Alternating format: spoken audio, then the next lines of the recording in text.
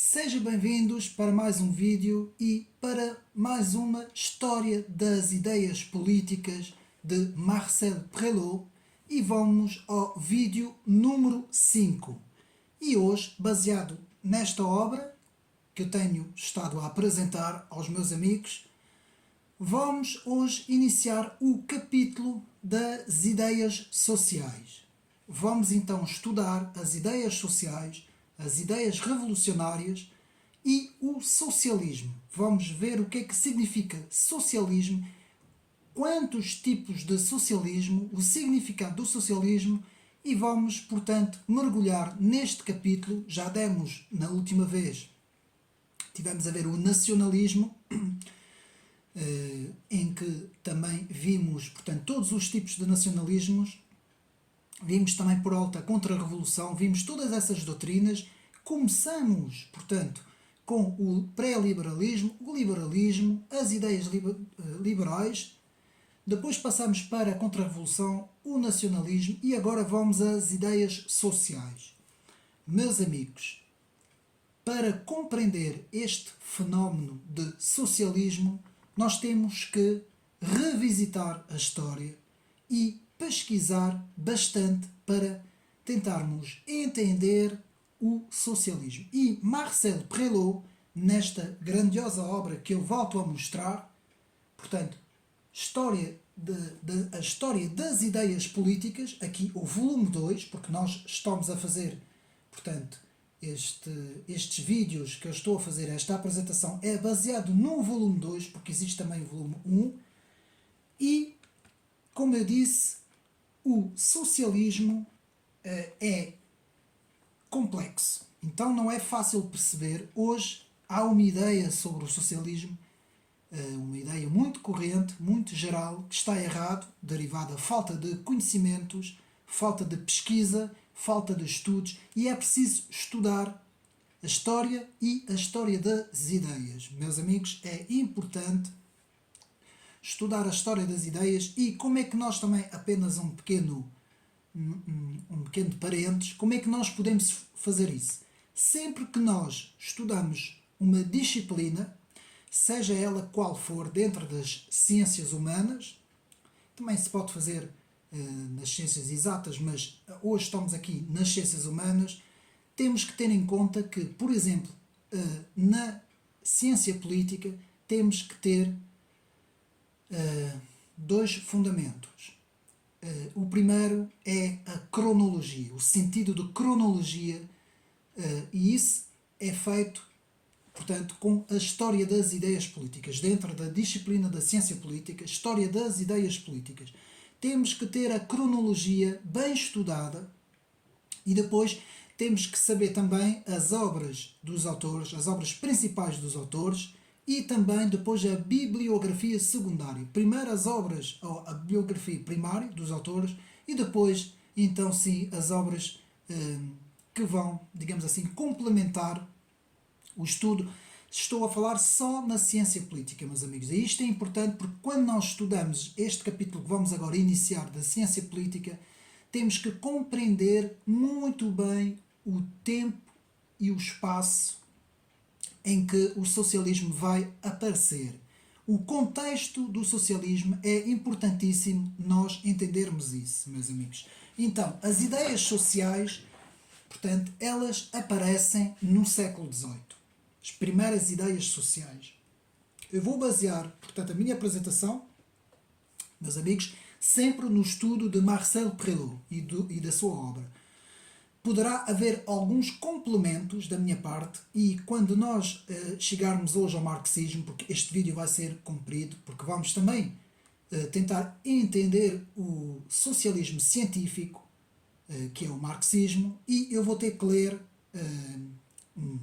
uma passagem bastante grande de um livro que explica perfeitamente, para nós entendermos muito bem o marxismo. E não me vou ater aqui à obra de Marcel Prelot, porque ela é muito superficial no que diz respeito ao marxismo, mas nós precisamos de entender, dentro das ideias sociais, neste capítulo, precisamos entender a importância que teve o marxismo para a história das ideias, que gostemos ou não, não é? Isto agora aqui não é aqui o âmbito deste vídeo, nós temos que entender, compreender toda a história e todo o significado do marxismo e das ideias marxistas. Mas, sem perdermos mais tempo, as ideias sociais vão surgir no século XVIII. E vamos ver isso na Revolução Francesa, com um personagem que se chama Gracchus Babeuf e que vai ter uma importância grande nas ideias sociais, no pré-socialismo, se é que podemos dizer assim, porque ele vai querer continuar a revolução, ele não vai conseguir, mas ele vai querer continuar a revolução baseado nas ideias sociais. Então, a insurreição de Gracchus Babeuf. Gracchus Babeuf foi um revolucionário, homem de cariz prático, não era, portanto, teórico, era um homem de ação, e ele vai querer fazer um suplemento da Revolução Francesa. E é para os camponeses a promessa de uma larga representação da propriedade privada, que, segundo Babeuf, era tido já como um grande problema. Portanto, ao mesmo tempo que os sans-culottes, que era um grupo sem calções, não é a tradução, sans-culottes, que era um grupo também na Revolução Francesa, nas grandes cidades, no século XVIII, como estamos a ver, vão aparecer as primeiras ideias do comunismo, meus amigos. As primeiras ideias do comunismo começam um bocadinho antes de 789. Portanto, elas vão ser ideias baseadas na defesa do povo, do camponês principalmente, porque ainda não existia a Revolução Industrial e as grandes fábricas, e vai ser na agricultura e nos camponeses que vai aparecerem as primeiras ideias de combater a fome e a miséria, não é? Sabíamos que por essa altura a realeza detinha muitos privilégios e havia uma grande fome, digamos assim.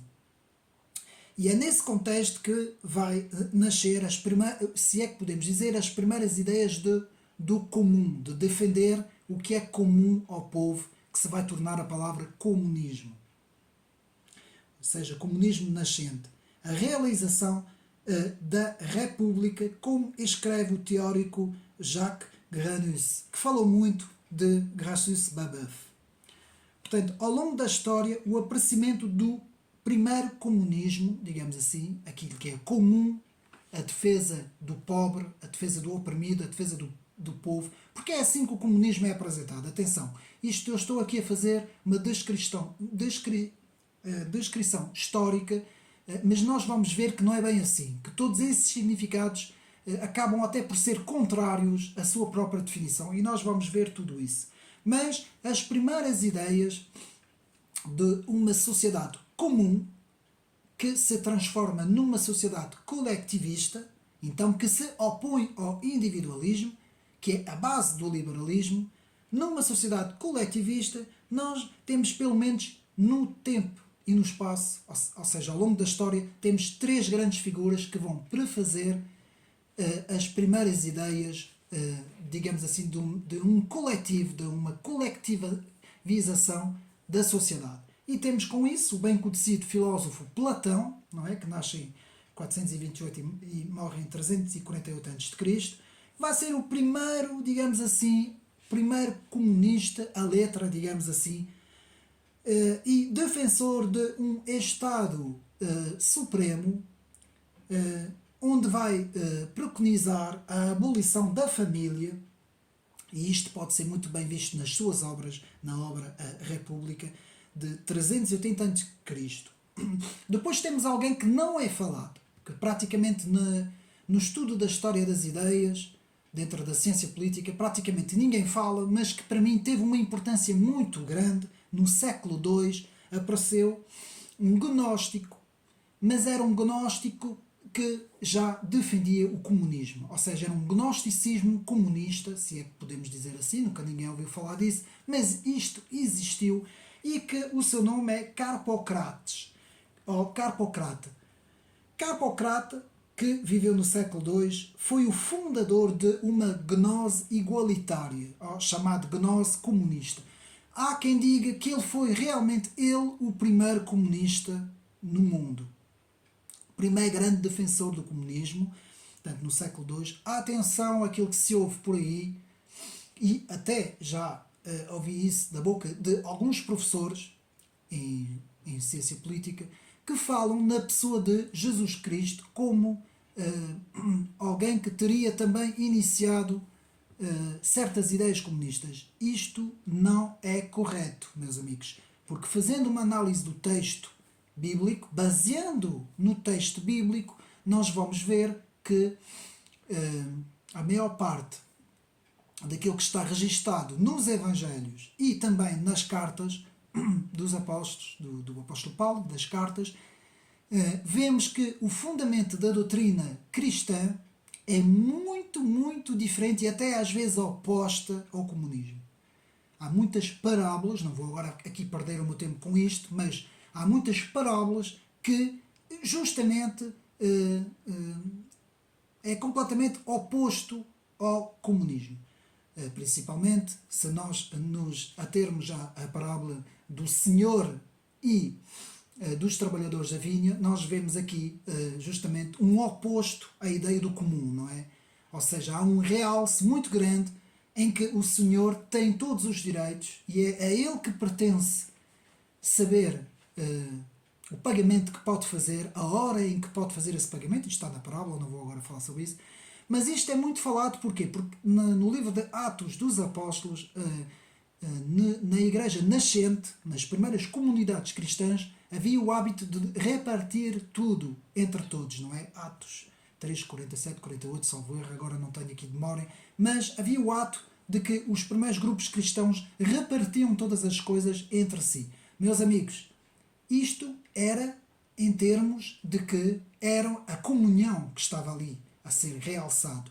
Não era nenhuma ideologia de que não podia existir ricos, que não podia existir propriedade privada, e vamos ver isso tudo, e que só podia existir, portanto, um género de uns bens em comum, não é? Mas com uma ideologia coletivista. Não. Aí, portanto, nós não podemos retirar esta interpretação que é errada. Então houve três, como eu disse, digamos assim, fundadores das primeiras bases daquilo que vai ser chamado socialismo e comunismo. E nós vamos ver que o comunismo, a palavra comunismo, ela se encaixa dentro das famílias socialistas. E nós temos 10, eu vou repetir, nós temos 10 famílias socialistas. Meus amigos, há políticos que nem sequer isso sabem. Isto é grave o que eu vou dizer. Inclusive até aqui em Portugal, no nosso Partido Socialista, há pessoas que nem sequer sabem isso, meus amigos. Em termos de história, não é? De história das ideias, mas há 10, podemos dizer, 10 famílias socialistas. São diferentes umas das outras, mas pertencem ao grupo, à corrente de pensamento que é o socialismo. Então, mas antes vamos ver os três primeiros, como eu disse, que falaram, de certa forma, numa ideia coletiva, numa ideia comum, numa ideia comunista. Portanto, como eu disse, foi o filósofo Platão, Carpocrates, do século II, e também Thomas More. Thomas More, na sua obra famosa que eu tenho no canal, podem ir ver, o resumo do livro, Utopia, escrita em 1516, século XVI, é o primeiro também a idealizar uma sociedade utópica, mas mantendo as bases da família tradicional, mantendo algumas coisas que podemos ver, porque Thomas More ainda era cristão. Então temos Platão, Carpocrates e Thomas More como os primeiros idealistas daquilo que vai ser as ideias sociais, que vai ser as várias famílias do socialismo. Então, para continuar a obra de Marcel Prelot nos fala nos Les Enragés, os enraivecidos, digamos assim, que era um grupo dissidente de igualitários da Revolução Francesa que foram eliminados depois primeiro julgados por Marat e depois eliminados por Robespierre. Tal era o grau extremo de igualitarismo que professavam Les Enragés, por isso que eles tinham esse nome, não é? Os enraivecidos. Então a Revolução Francesa foi social, nos diz Marcel Prelot. Vamos agora ver pelas palavras do grande cientista político Marcel Prelot, que nos fala sobre que, de facto, podemos dizer que a Revolução de 1789 foi social. E é aí que estão as bases das ideias sociais. As primeiras ideias socialistas partem da Revolução Francesa. Atenção, isto é importante, apesar desses três personagens que nós falamos, Platão, Carpocrates e também Tomás Moros, as bases do socialismo começam em 1789. Então, houve uma grande transferência à força dos bens da Igreja e dos bens dos nobres para os revolucionários. Uma tentativa de transposição dos bens para igualitizar, digamos assim, ou igualizar a sociedade. E vamos ver que a palavra igualitarismo tem um peso muito grande nas ideias socialistas. Babeuf, o Gracchus Babeuf, que nós estamos aqui a ver, queria continuar a revolução mesmo quando ela já tinha terminado. Ele queria a famosa frase de fazer a revolução depois da revolução. Ele queria fazer uma... Bom, podemos falar em três, não é? Porque houve a primeira de 1789, houve uma radicalização em 1793 e Babeuf queria fazer uma terceira revolução, mas mais social, mais igualitária. Ele também tinha o apoio dos Enragés, do grupo dos Enragés. Portanto, juntamente com os seus amigos Sylvain Maréchal, que era o bibliotecário em Mazarine, e de Philippe Buarrocchi, que era, portanto, descendente de Miguel Ângelo, Buonarroti, digamos assim, é assim que é o nome em francês, Philippe Buonarroti, que era descendente de Miguel Ângelo. Os três queriam fazer, portanto, uma revolução igualitária e começaram a ter as primeiras ideias sociais aqui. Então, realmente, eles queriam um suplemento da revolução do político para o social, como o próprio Karl Marx vai escrever mais tarde. O próprio Marx vai afirmar que Babeuf foi o fundador do primeiro partido comunista atuante e abertamente declarado. Dito pelas palavras do próprio Karl Marx. Então, Gracchus Babeuf não era um homem teórico, era um homem de ação. Suas ideias são já de um género de socialismo à la lettre, quer que os homens todos morram e vivam iguais, dizia Babeuf. Não poderia haver privilégios. E um dos pontos fortes do socialismo é este, meus amigos. É querer que todos sejam iguais, mas em termos materiais. E é aqui que reside todo o erro do socialismo, meus amigos. Um dos grandes erros do socialismo é que iguais em termos espirituais é uma coisa, meus amigos, mas iguais em termos materiais, isto não é possível realizar, porque isto torna-se uma utopia, não é? Porque nem todos os seres humanos são iguais e nem todos têm as mesmas capacidades. Nós vamos ver isso tudo. Portanto, segundo Babeuf, estamos dispostos a fazer tudo pela igualdade, vejam bem, e a fazer a tábua rasa para nos agarrarmos a ela. Não mais a propriedade privada de terras, a terra não é de ninguém, dizia Gracchus Babeuf. Queremos o gozo comunal dos frutos da terra. Então, com isso, aparece aquilo que Marcel Prelot vai denominar a conspiração dos iguais. Então, o que é que foi a conspiração dos iguais? É chegado o momento de fundar a República dos Iguais, dizia Babeuf. Esse grande hospício, portanto, de todos os homens. E é nesta obra, História de Histoire de la Conspiration pour l'égalité, então, que quer dizer História da Conspiração para a Igualdade, que será uma das obras importantíssimas para as primeiras ideias socialistas. Portanto, será pela força. Os partidários de Babeuf esperam a revolução de um golpe de força. Portanto, eles queriam utilizar a força.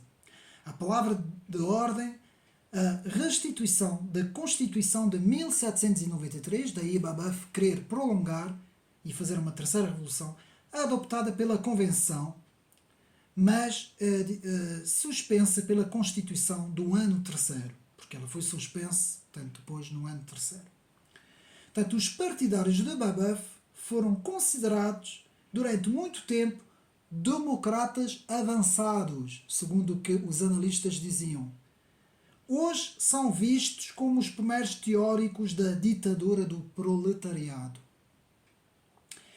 É isso que leva Marx a reconhecer neles os precursores do socialismo científico. Nós vamos ver, vamos aqui estudar, meus amigos, 10 tipos de socialismos neste vídeo. Portanto, meus amigos, fiquem até ao fim, porque isto vai ser um vídeo importante para nós compreendermos, e quando acabar este vídeo, os meus amigos já vão ficar com uma ideia bastante clara do que é o socialismo. Porque ouve-se aqui muita coisa, e ouve-se principalmente às vezes vindo mesmo dos próprios, aqueles que se dizem pertencer ao Partido Socialista, mas que nada sabem do próprio socialismo. Então, nós vamos continuar.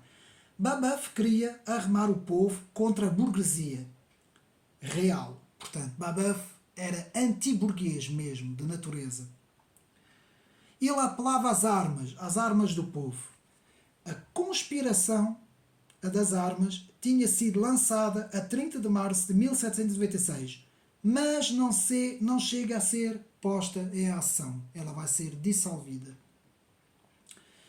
Babeuf vai ele próprio apunhalar-se e Brumaniti foge para depois depor num dos julgamentos. Portanto, o episódio de Babeuf foi o ponto de partida do socialismo francês, nos diz Marcel Prelot. Então, depois de Babeuf, vai aparecer em 1805 e 1881, portanto nasce em 1805 e morre em 1881, Blanqui. Quem foi Blanqui? Blanqui preconizava uma ditadura do proletariado, antes de Marx. Atenção, porque esta palavra proletário, ou proletário, já existia antes de Karl Marx. Também é uma das coisas que se ouve por aí às vezes e que está errado, que esta palavra já vinha de trás. Portanto, o desarmamento da burguesia e o armamento do povo, portanto, o desarmamento da burguesia, vejam bem, e o armamento do povo, a supressão da imprensa burguesa. Portanto, tinha que se destruir a imprensa burguesa, não é? Os meios de comunicação que a maior parte eram detidos pela alta burguesia nessa altura. Segundo Blanqui, era para criar uma sociedade nova. Vejam bem, essa palavra vai aparecer muitas vezes nos vários teóricos do socialismo. Uma nova sociedade, refazer a sociedade. Portanto, Blanqui era utopista, sonhador e era homem de armas e ação, à imagem de Babeuf. Blanqui, portanto, queria a sociedade. Ele dizia que a sociedade a derrubar tem mais importância para um revolucionário do que a sociedade a criar. Ele até dizia que derrubar é mais importante do que refazer. Vejam bem como eram as ideias desses revolucionários. Portanto, Blanqui junta portanto, comunistas com proudhonianos. Vamos ver mais para a frente quem são os proudhonianos. Era irmão do economista liberal Adolphe Blanqui, que era um homem já conhecido por essa altura. Blanqui era sobretudo um amotinador que Victor Hugo descreverá como uma estranha figura de fanático e frio que tem a sua selvática grandeza, nas palavras de Victor Hugo. Então, ele se denominava como o Hércules do crime, vejam bem. Segundo Eduard Bernstein, o blanquismo é a teoria da força criadora e ilimitada da ação revolucionária política. Era pôr os meios em ação e em prática. O objetivo é a conquista do poder pela revolução, a posse e a organização do Estado. Portanto, multiplicar conspirações com a ajuda de sociedades secretas, como por exemplo os carbonários, atentados, escaramuças, em que Blanqui vai participar durante toda a monarquia de Júlio. Blanqui acredita numa nova ordem. É engraçado porque os socialistas vão ser os primeiros a falar numa nova ordem. Isso não veio dos liberais, ou seja, os liberais clássicos. Os primeiros que vão começar a falar numa nova ordem, criação de uma nova ordem, serão os socialistas. E nós vamos ver como o último grupo que vamos estudar dos socialistas tem muito a ver com nova ordem, não é? Então, a propriedade será progressivamente substituída pela associação económica. Nós vamos ver essa ênfase em dissolver a propriedade privada. Mas não somente da burguesia, também do povo, segundo esses teóricos. Portanto, o exército profissional será suprimido. Há uma ênfase em querer destruir o exército e as forças de segurança. A magistratura suprimida e substituída por árbitros, eles falavam em árbitros nessa altura, e os bens dos inimigos, confiscados. Nascia assim as primeiras ideias do socialismo, com Gracchus Babeuf e Blanqui, meus amigos. Isto é o pré-socialismo, ou seja, o que preparou o terreno na Revolução Francesa para virem as primeiras ideias do socialismo. Então, o que é que queremos dizer com socialismo? De onde aparece a palavra socialismo? Portanto, a palavra surgiu pela primeira vez num artigo semanário e um artigo protestante. Vejam bem, a palavra socialista, por mais incrível que pareça, vai surgir do meio protestante. Portanto, o meio protestante, não é? E não no meio católico. Portanto, vai ser num semanário protestante, Le Semeur, aquele que semeia, não é? Le Semeur, saído de um pastor protestante, Alexandre Vinet, que, portanto, sempre baseado na obra de Marcel Prelot. E isto vai acontecer a 23 de novembro de 1831, que teria forjado o vocabulário socialismo. Portanto, este pastor falou pela primeira vez na palavra socialismo, em 1831. Porque antes, nos revolucionários franceses, ninguém falava em socialismo, nem em social. Essas palavras não existiam. Portanto, o Baron de Montesquieu, que, como sabemos, foi um dos primeiros fundadores da sociologia, falava apenas nas questões sociológicas. Mas a palavra social, ou a palavra socialismo, ainda era desconhecida por essa altura. E ela aparece aqui, portanto, neste seminário protestante, para contrapor os liberais que tinham em comum a palavra individualismo. Portanto, a palavra socialismo vai aparecer para contrapor a palavra individualismo. Então, o termo foi depois repescado por Louis Rimbaud na sua obra Jérôme Patriote, à procura de uma posição social, que foi um romance muito conhecido que saiu nessa altura. O herói era o Jérôme Patriote e que preconizava já as posições sociais. Então, depois na revista Revue des Deux Mondes, Rimbaud, o mesmo, publica em 1836 e 1840 uma série de estudos sobre os reformadores e os socialistas modernos, que atingia em 1849 a sexta edição, e a palavra socialismo entra então na linguagem corrente.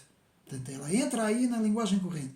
Porque até lá, muito curioso, até lá os socialistas, ou aqueles que defendiam as ideias sociais, não é, como Blanqui e muitos outros, eram chamados de os partilharistas, aqueles que partilhavam as coisas entre si. Eram chamados então os partilharistas e não os socialistas, que não existia, como nós vimos.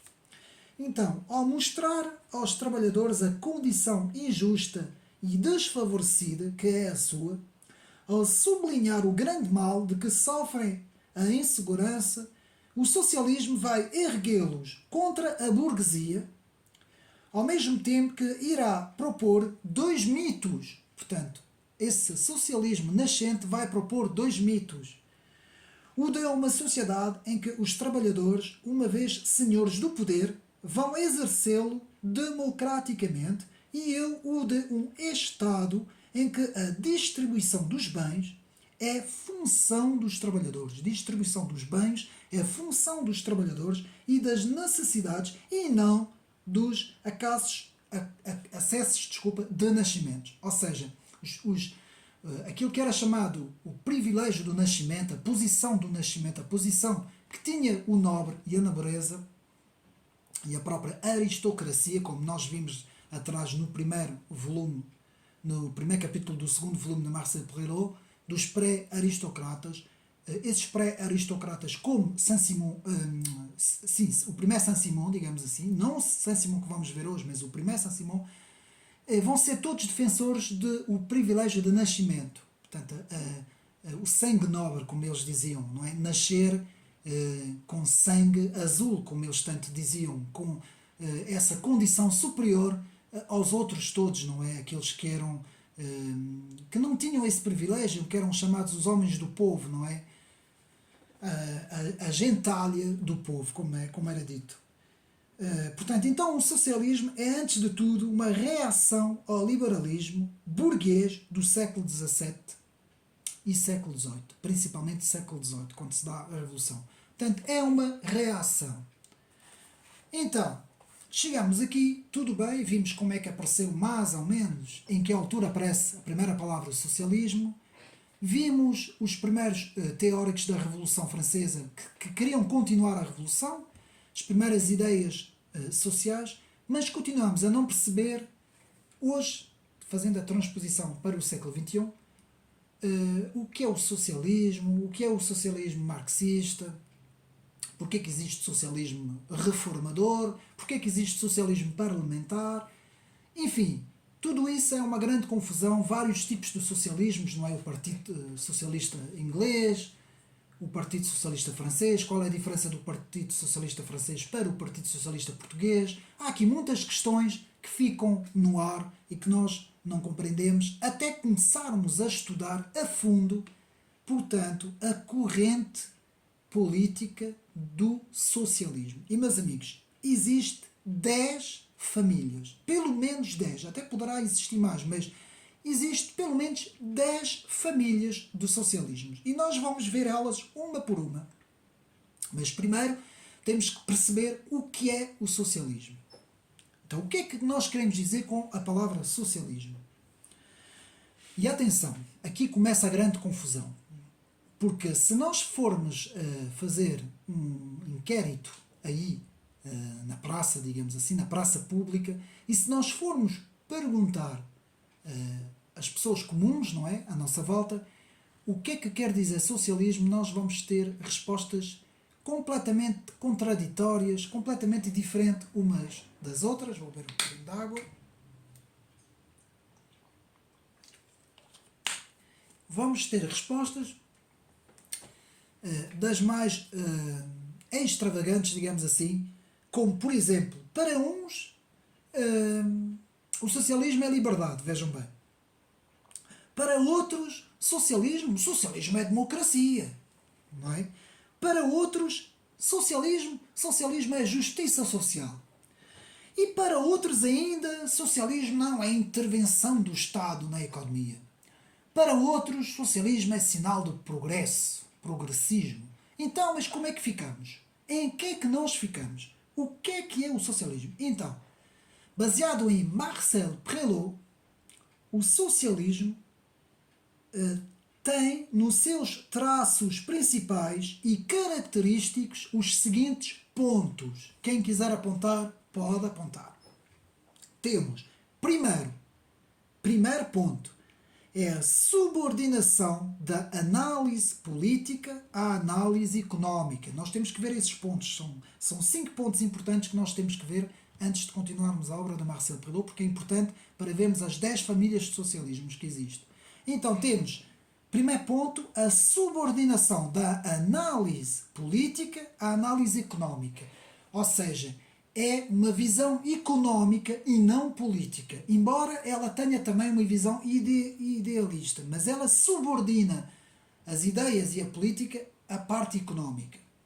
Foi isso principalmente que Karl Marx fez, nós vamos ver isso com mais pormenor.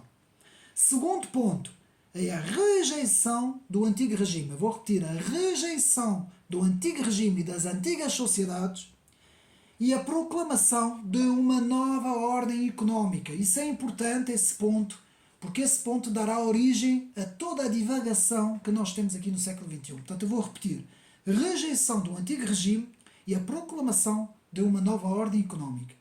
Continuando.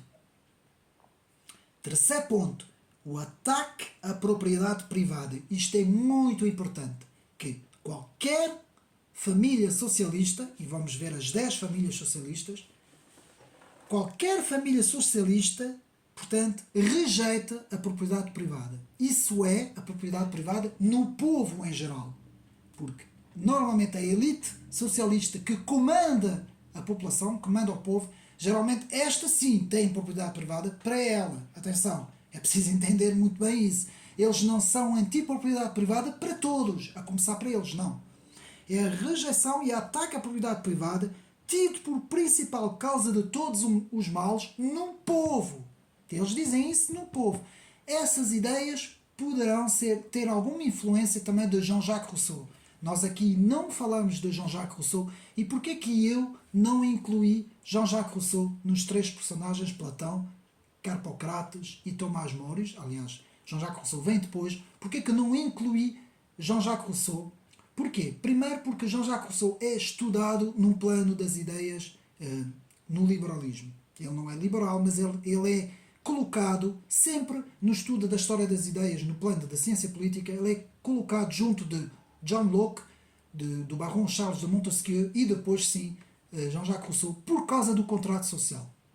Mas atenção, as ideias de Jean-Jacques Rousseau já prefazem também uma base que vai influenciar a Revolução Francesa também, uma base também para o colectivismo, não para o plano social de distribuição dos bens, porque isso Jean-Jacques Rousseau não fala no seu contrato social e nos seus livros, mas ele vai falar na colectivização da sociedade, ou seja, na entrega do próprio ser ao coletivo, não é?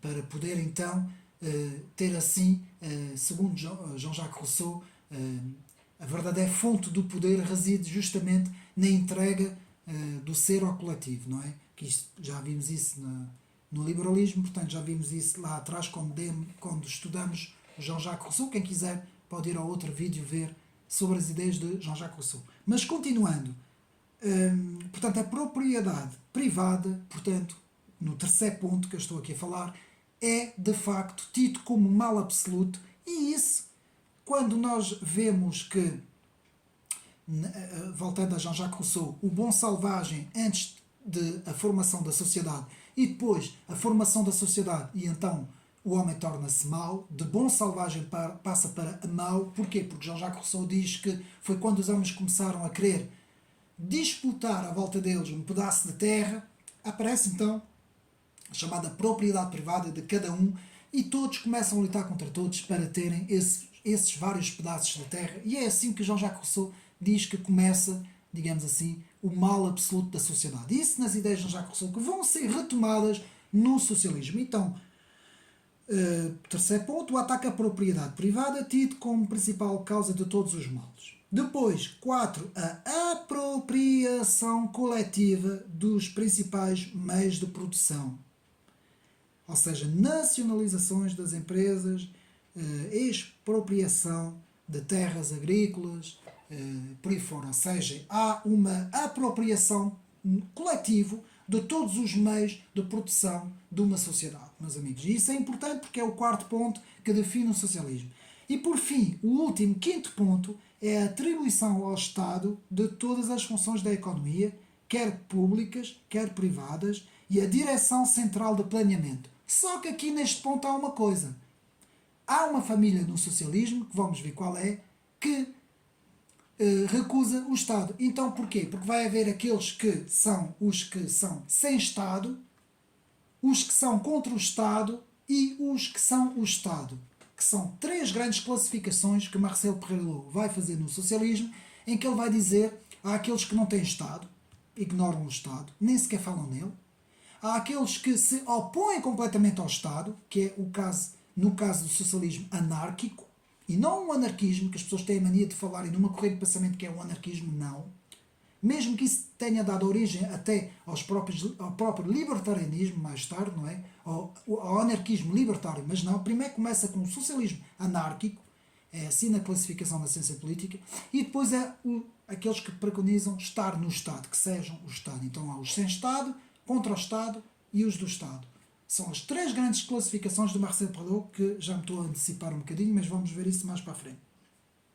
Então aqui vimos subordinação da análise política à análise económica, rejeição do antigo regime e das antigas sociedades, preconizando uma nova ordem, o ataque à propriedade privada tido como todo o mal, a apropriação coletiva dos meios de produção e a atribuição do Estado de todas as funções da economia. 5 pontos que resumem basicamente o socialismo e as 10 famílias do socialismo. Meus amigos, eu sei que isto é um pouco complexo. Nada pode ser explicado de forma simples. Tudo tem a sua complexidade. E quando nós pegamos numa corrente de pensamento na ciência política e na filosofia também, mas aqui estamos a tratar da ciência política, muitas vezes essa corrente é complexa. Tem vários, digamos assim, entrelaços de outras bases, de outros pensamentos, de outras correntes, e muitas vezes torna-se difícil dar uma definição mais simplista.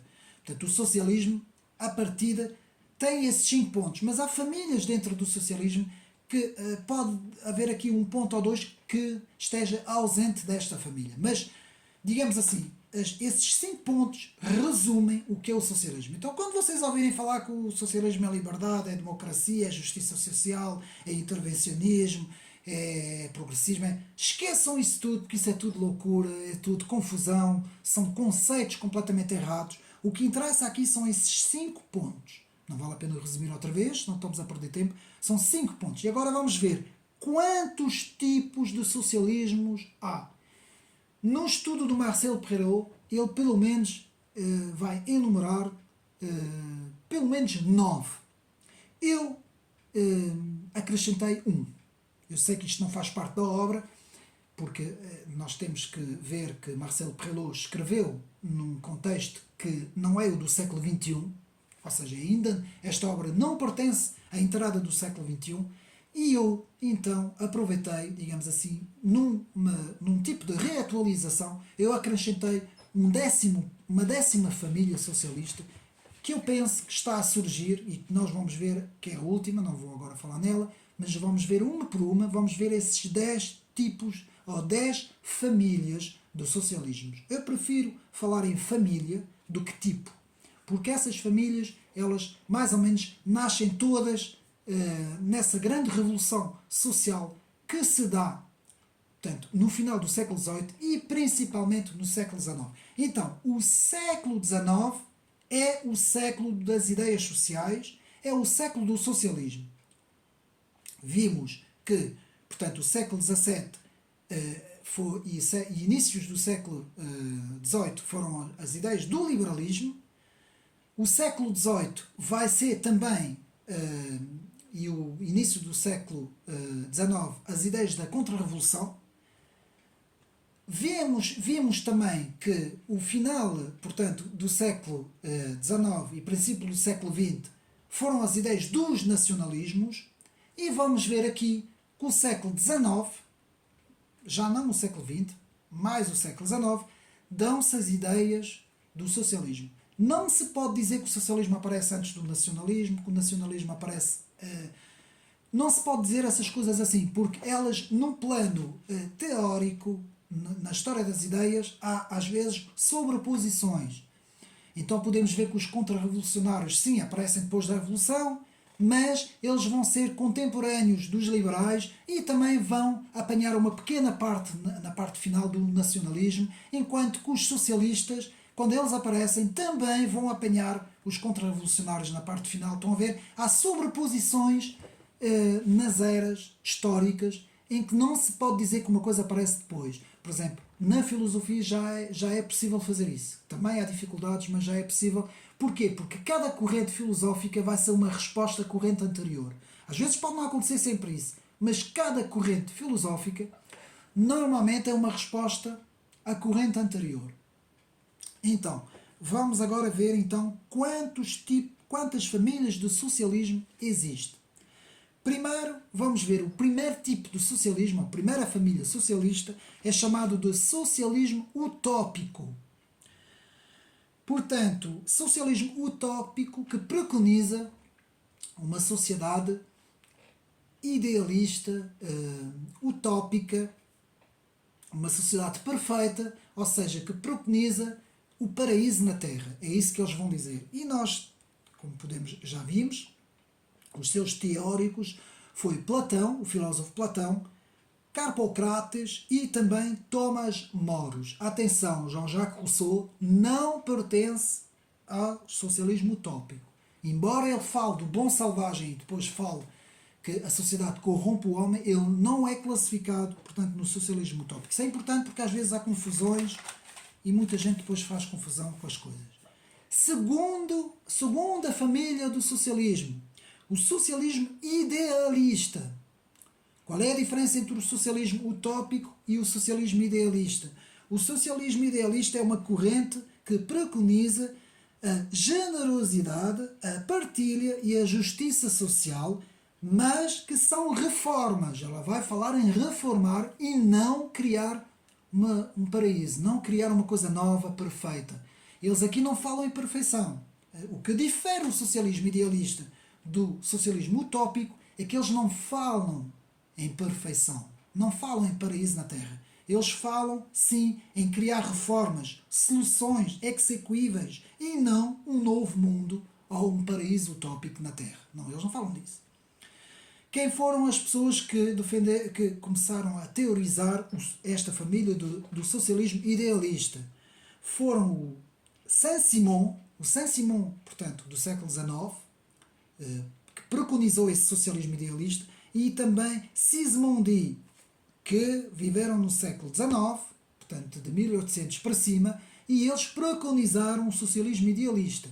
Terceira família do socialismo é o chamado socialismo associacionista, que teve uma grande influência tanto em França como na Inglaterra, e que caracteriza-se por sustentar a ideia de organização social assente na multiplicação de pequenas associações autónomas e corporativas no plano da economia como corpos que substituem o Estado e o indivíduo. Ou seja, eles vão dizer que não existe o Estado e o indivíduo, muito também familiar no socialismo e também muito no liberalismo, como vamos ver, mas eles dizem que não. No socialismo de Estado, como vamos ver mais para a frente, para não haver confusão, porque é o liberalismo, o neoliberalismo, digamos assim, e depois o liberalismo pós-moderno, que vão falar muito no Estado e, frente ao Estado, sem nada, temos o indivíduo. O indivíduo, o átomo solto,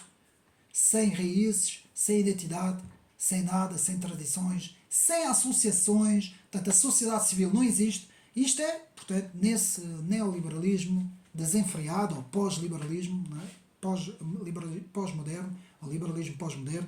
Então, aqui, no socialismo associacionista, eles vão dizer, não, existe corporativas que são autónomas para os cidadãos. Portanto, o Estado, os cidadãos e depois as associações. E eles vão falar num socialismo associacionista de tal forma que vai, em parte, fazer o grande centro da sociedade. O Estado apenas vai existir para amparar estas associações. E quem vão ser os teóricos do socialismo associacionista vão ser Charles Fourier e Robert Owen. Robert Owen, o inglês, e Charles Fourier, o francês, que no século XIX vão preconizar este socialismo associacionista.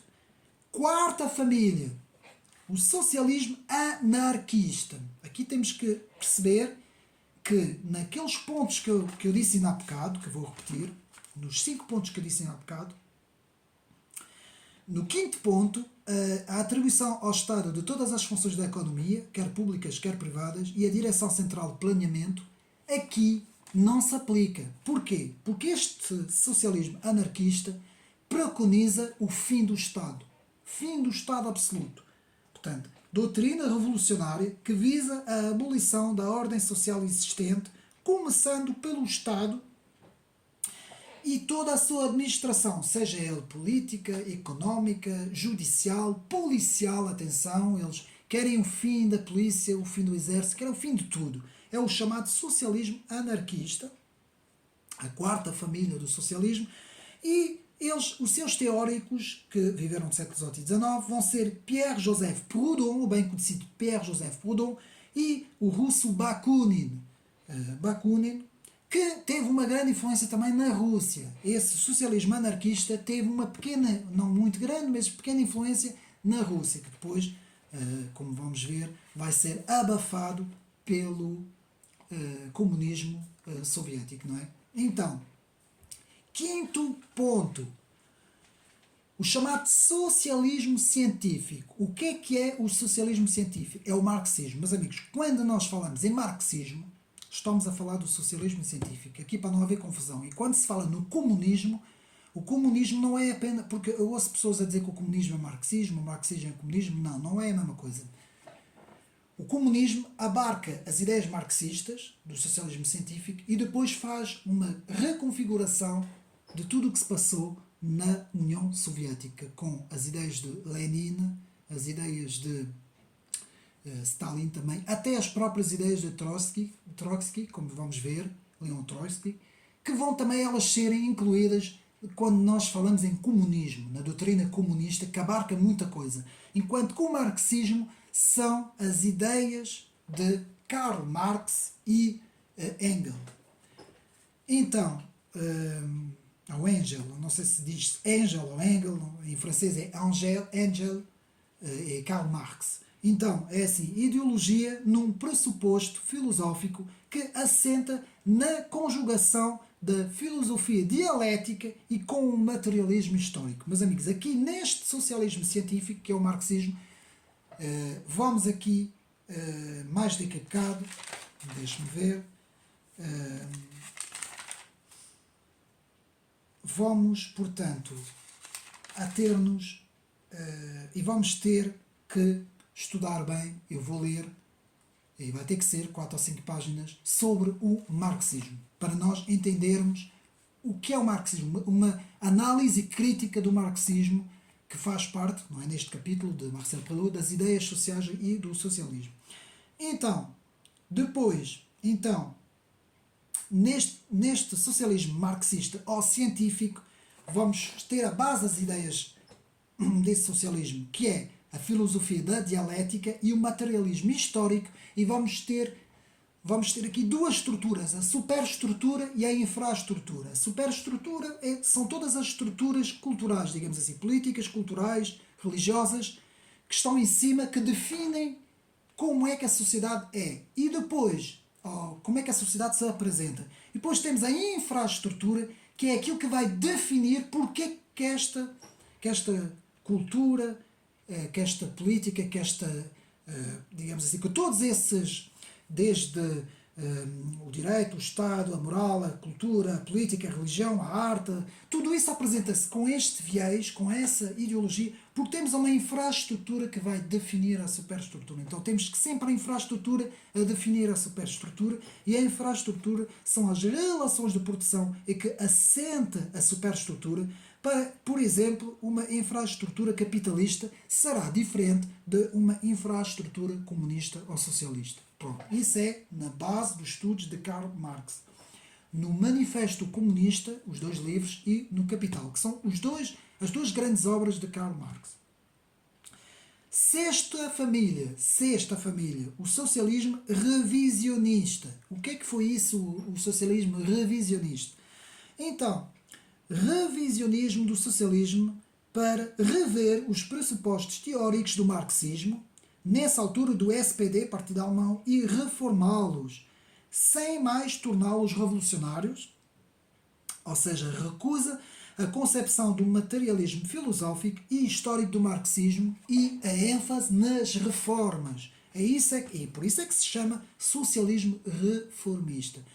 E quem preconizou este socialismo foi Bernstein, no século XIX. Ele foi partidário de que tinha que haver uma reforma grande nas ideias marxistas e no socialismo científico e nos outros socialismos também que vimos, e então era com as reformas que se iria conseguir, portanto, construir a sociedade, digamos assim. Sétima família socialista, o socialismo parlamentar ou tributário. Meus amigos, este socialismo, que começa como socialismo parlamentar e depois se transforma em socialismo tributário, vou já explicar o que é que eu quero dizer com isso, é o socialismo atual que nós temos hoje. Em Portugal, o Partido Socialista representa esta ideia. Eu vou explicar o que é. É um socialismo que não é revolucionário, de formação idealista, humanista, republicano, laico, atenção, é antirreligioso, e democrático. Portanto, ele pega a democracia, mas isto é subjetivo. Como nós vemos, o sentido de democracia que eles dizem é uma democracia, digamos assim, como é que eu posso dizer? É um género de democracia para eles, não é? Que faz parte daquilo que eles pensam, que eles veem, que eles idealizam. Assenta na tradição revolucionária de 1789, parte a mesma da Revolução Francesa, mas afasta-se dela como uma evolução do mundo que está ligado ao parlamentarismo, principalmente à aceitação do parlamentarismo com base no constitucionalismo inglês, não é, que se estuda no direito, e também afasta-se dos traços revolucionários, aproximando-se um pouco da economia, do sistema dos bancos, não é? Ele é um socialismo que entra muito bem no sistema dos bancos. Nós temos aqui, vemos muito bem isso em Portugal, numa aceitação, como eu disse, de capitalismo de Estado, não é? Das famílias, da grande finança também. Portanto, é um socialismo que, digamos assim, se ambienta muito bem em todas essas coisas, a tal ponto que, por exemplo, nós temos pessoas que fazem parte, por exemplo, fazem parte dos partidos em Portugal, como o PCP, o Partido Comunista, ou o Bloco de Esquerda, por exemplo, e que dizem que os socialistas, o Partido Socialista, não são de facto socialistas.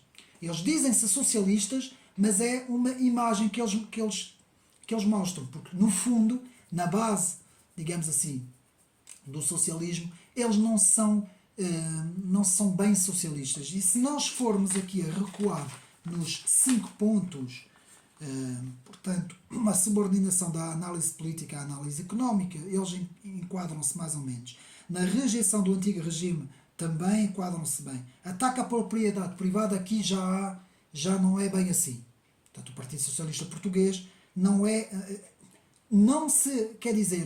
tão radical como o comunismo ou como as outras famílias socialistas mais extremistas, digamos assim. Depois, a apropriação coletiva dos principais meios de produção, nacionalizações de empresas, também não é bem assim. Eles são muito mais ambientados aos setores do público e do privado, eles aceitam muito mais as parcerias público-privado. É como eu disse, é um género, eles aceitam muito mais o capitalismo de Estado, digamos assim. Eles têm um género de um socialismo, um meta-socialismo que tem a ver com a 10ª família, que eu vou falar, a última, porque houve uma evolução desse socialismo parlamentar que depois passa para socialismo tributário.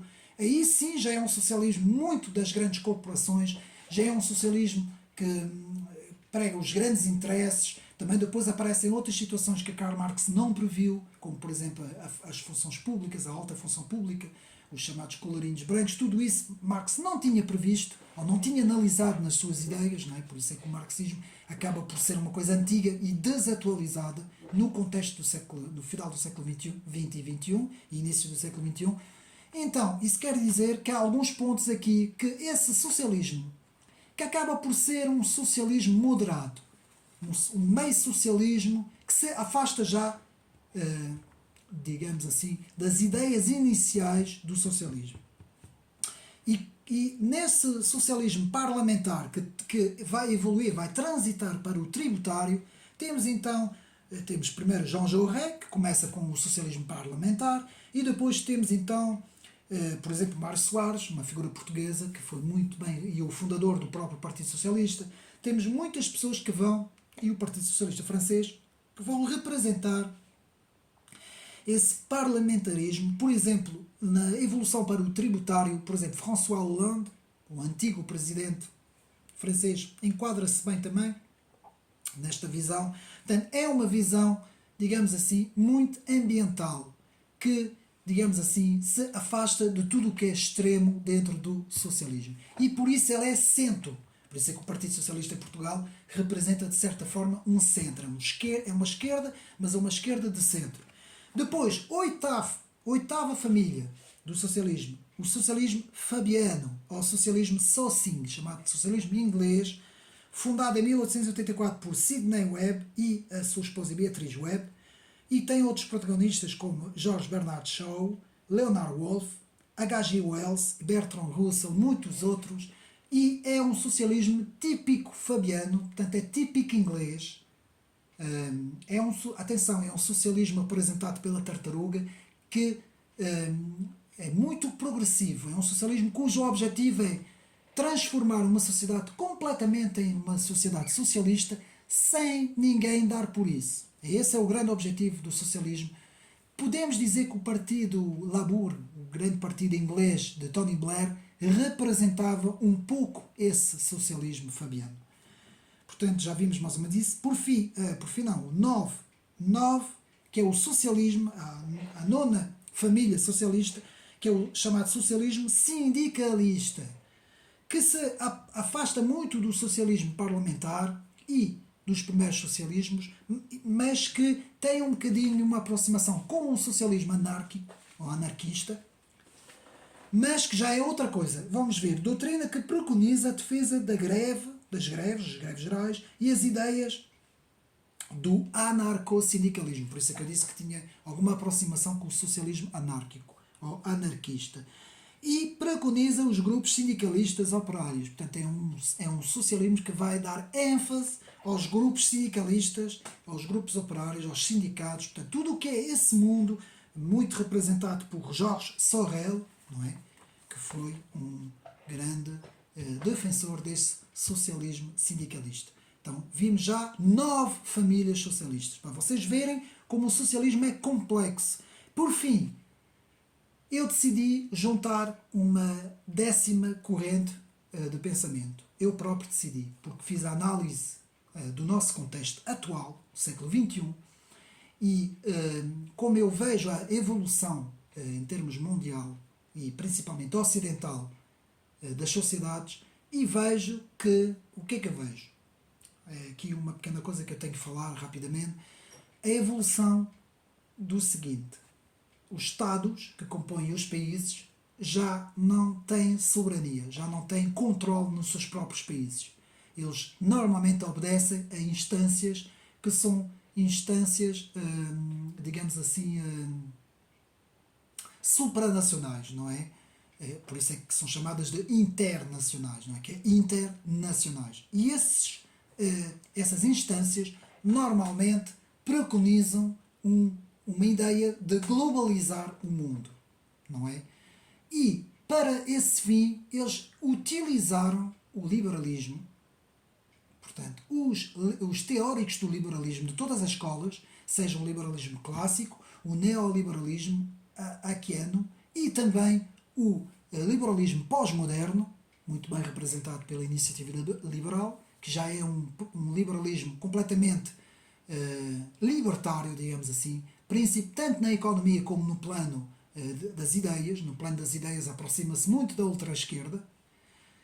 E o que é que acontece? Esses liberalismos desfizeram o poder dos Estados, acabaram por dissolver os Estados e, sem saber, abriram, portanto, digamos assim, abriram a hipótese da criação de um super-Estado mundial, que é exatamente isso que prega o socialismo também.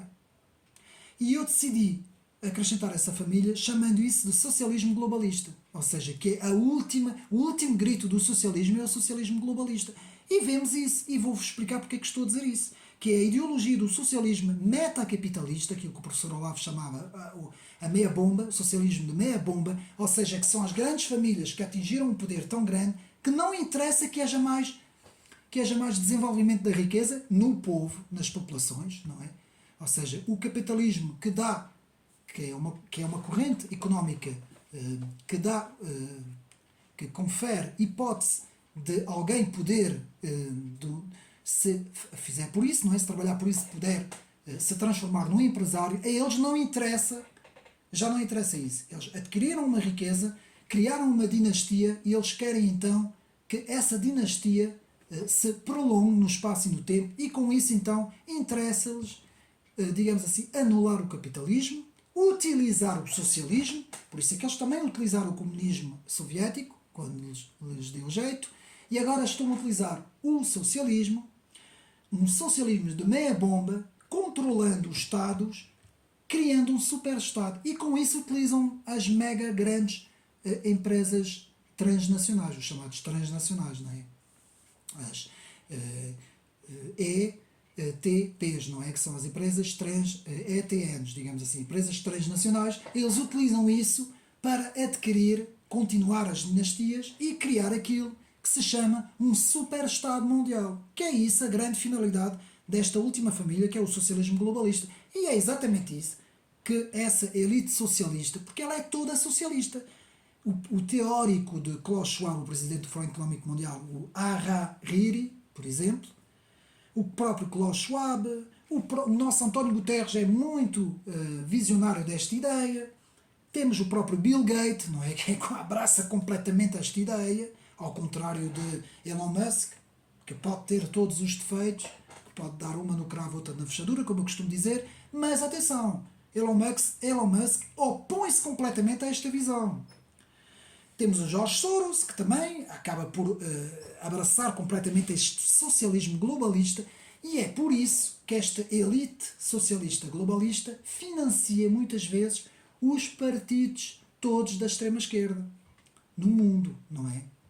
E eles não se opõem completamente ao comunismo chinês. Têm um receio, porque o comunismo chinês, como nós agora vamos ver, tem na sua ideologia o marxismo maoísta e tem na sua economia o capitalismo, sim. Mas na sua ideologia eles ainda têm o maoísmo e o marxismo, não é?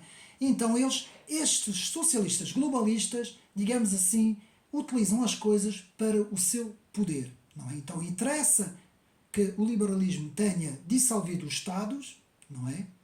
E interessa o socialismo. Agora, nesta fase, o tal socialismo tributário, como o nosso Partido Socialista Português, interessa que, se todos os países do mundo tiverem partidos como o nosso Partido Socialista, para esta elite, Fórum Davos, União Europeia, toda essa gente, para eles é o melhor que pode acontecer. É que em todos os países no mundo haja partidos como o Partido Socialista Português. Nós agora na Europa vamos ter uma virada para a direita, natural, com tudo o que está a acontecer, não é? A corrupção e o fenómeno de migração que está no mundo, na Europa principalmente, digamos assim, a sufocar o tecido económico e demográfico europeu, e é natural que haja uma grande virada à direita agora na Europa. Mas para este grupo, para esse socialismo globalista, não convém isso acontecer. Mesmo que eles tenham mais ou menos no controle, agora estou a falar um bocadinho do nosso contexto, não devia, não é? Porque eu estou aqui a falar do livro. Por exemplo, o partido de Meloni é um género de...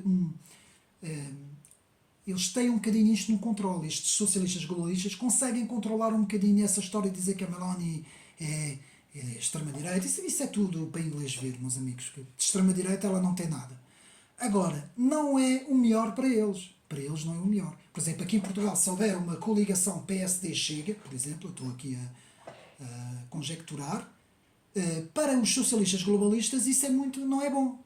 Não que eles não tenham controle, porque essa coligação PSD-Chega terá que seguir muitas diretrizes, digamos assim, tanto da União Europeia como das Nações Unidas. Agora, e do poder atlantista, não é? Agora, não é muito bom para eles. Eles preferem muito mais o socialismo tributário, não é? Como eu disse. Então é isso. Vamos então, para não nos perdermos, que já estamos a perder-nos muito, resumir. Socialismo utópico, socialismo idealista, socialismo associacionista, socialismo anarquista, socialismo marxista ou científico, socialismo revisionista, socialismo parlamentar ou tributário, que é aquele que nós temos aqui em Portugal, socialismo fabiano e socialismo sindicalista e, por fim, socialismo globalista, que eu penso que todos os socialismos vão se canalizar para este último socialismo globalista. Pronto, penso. Agora, crítica ao marxismo científico. Vamos agora voltar aqui, e tem que ser, meus amigos, à quinta família, que é o socialismo marxista, ao chamado socialismo científico, de Carlos Marx e Friedrich Engel, não sei qual é a pronúncia correta, mas isso não interessa, em francês é Engel, Friedrich Engel e Karl Marx, e vamos agora ler, porque temos que ater-nos aqui um bocadinho sobre o estudo do socialismo científico. Então, filho de judeus, Karl Marx nasceu em Trier, na Alemanha, em 1818. E, meus amigos, Marcel Prelot dá mais ou menos 4, 5 páginas sobre o marxismo, para nós vermos a importância que o marxismo teve na história das ideias políticas. Portanto, mais ou menos um século antes da Revolução Russa. Portanto, isto começa um século antes de 1917. Atenção, porque isto veio da Alemanha para a Rússia. Isto não nasceu na Rússia. Eu ouço muita gente dizer que o marxismo nasceu na Rússia. Vejam bem. Outros até dizem que nasceu na França. Vejam bem. Durante a sua infância, mudou-se com a família para uma cidade predominantemente luterana. Portanto, na Alemanha, por razões económicas ou de negócio, seu pai se converteu ao luteranismo, alimentando para toda a vida a desilusão do filho com o papel da religião na vida. Atenção, porque começa logo na infância de Marx uma rejeição ao protestantismo, porque não souberam, e isso acontece muito, ou seja, houve um legalismo na educação de Karl Marx pelos pais, não é? Que não foi benéfico para Karl Marx. Antes, pelo contrário, afastou muito Marx da religião. E isso acontece muitas vezes, agora estou a fazer uma pequena crítica nos protestantes evangélicos, quando muitas vezes criam uma educação muito legalista, muito preconceituosa, muito forte, e não conseguem fazer um certo equilíbrio, mostrando, portanto, que as coisas não são só, digamos assim, com a régua, não é? Como diz a palavra, não é? Mas que também há a parte humana do cristianismo, que muitas vezes é ignorada na educação, apenas uma pequena parte.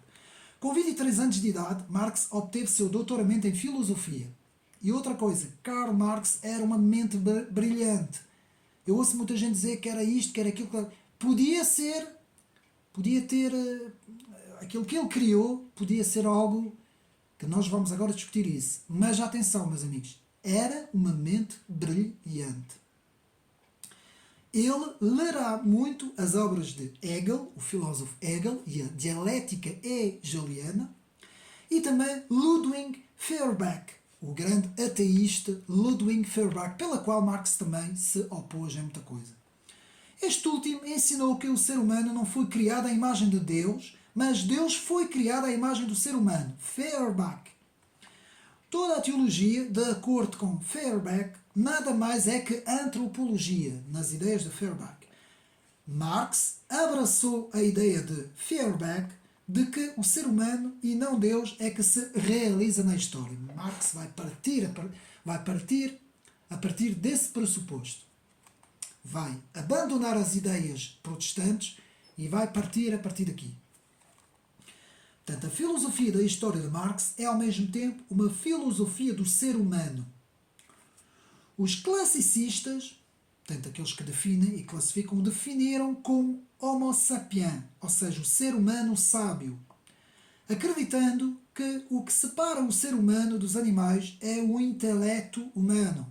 Marx redefiniu o ser humano como Homo faber, o ser humano que faz parte da, digamos assim, da ideia para a ação.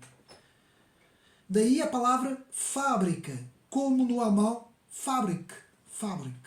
Não tenho uma muito boa pronúncia, digamos assim, alemã.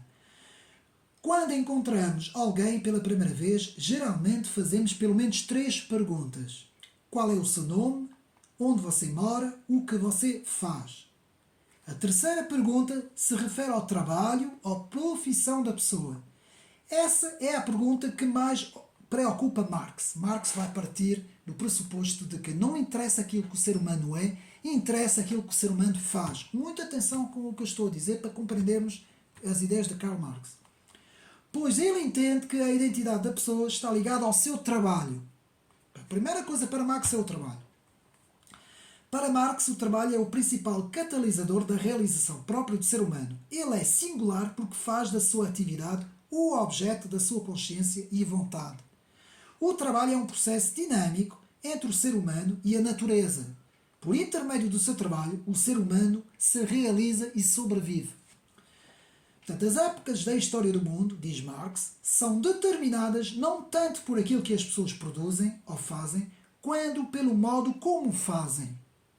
Marx compreendeu com perspicácia o papel decisivo das ferramentas na produção de bens. Por exemplo, por que um fazendeiro americano produz tanto mais grãos do que um fazendeiro em uma nação subdesenvolvida do terceiro mundo? Ambos podem ser da mesma altura, da mesma idade e de igual inteligência. Só que um deles usa máquinas para plantar e colher e transporta seus bens para o mercado num caminhão com ar-condicionado. O outro usa um arado grosseiro, colhe com as mãos e leva o seu produto para o mercado nas costas de uma mula. Um dos fazendeiros possui as ferramentas ou os meios de produção. Muita atenção com isso, dessa expressão que Marx vai utilizar. Meios de produção. E o outro não. Essa é a diferença crucial entre os dois. A Revolução Industrial criou ferramentas que aumentaram a produção de bens de modo exponencial. Portanto, Marx vai ser muito influenciado pelo seu contexto da Revolução Industrial, contexto das fábricas, contexto da pobreza das fábricas, das crianças que morriam à fome nas fábricas, dos trabalhadores que morriam, alguns até morriam a trabalhar, isso é verídico, atenção, quando se estuda essas primeiras formações da primeira Revolução Industrial, nós temos que ver o contexto em que Marx vai apresentar as suas ideias. Portanto, a comunidade humana, de acordo com Marx, é criada pelo trabalho, mas especificamente pela divisão do trabalho. As pessoas trabalham umas para as outras. O trabalho é um empreendimento coletivo, tornando a coexistência essencial à sobrevivência. Esse esforço cooperativo no trabalho é o que une as pessoas na história do mundo. Marx viu a Revolução Industrial como uma ameaça séria ao bem-estar da humanidade. Vou repetir essa frase. Marx viu a Revolução Industrial como uma ameaça séria ao bem-estar da humanidade. A sociedade mudou dramaticamente de agrária para industrial, à medida que o povo deixava suas lavouras aos milhares para procurar emprego nas fábricas. Tenho que beber um bocadinho de água.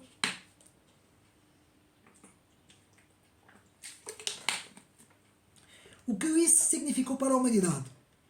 A mudança do sistema agrícola para um industrial resultou na desumanização. Estou a fazer propósito de falar assim. Desumanização do trabalho criou um estado de hostilização económica que exigia e necessitava de algum tipo de reconciliação.